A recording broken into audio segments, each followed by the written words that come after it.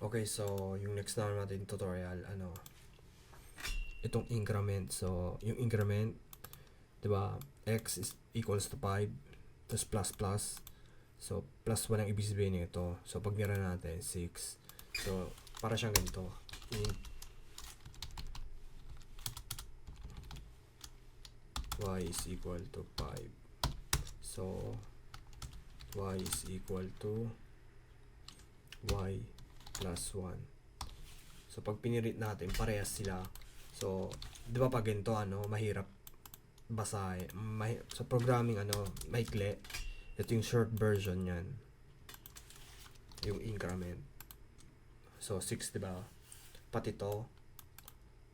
Pati y plus plus. Parehas lang sila. So, ito yung increment. So, doon naman tayo sa next tutorial, pag-aaral natin yung decrement operator. So, minus minus. Itong plus plus, ang ibig sabihin niya increment. Tandaan nyo yun, So, increment plus plus. So, ayan. Doon na tayo sa next tutorial.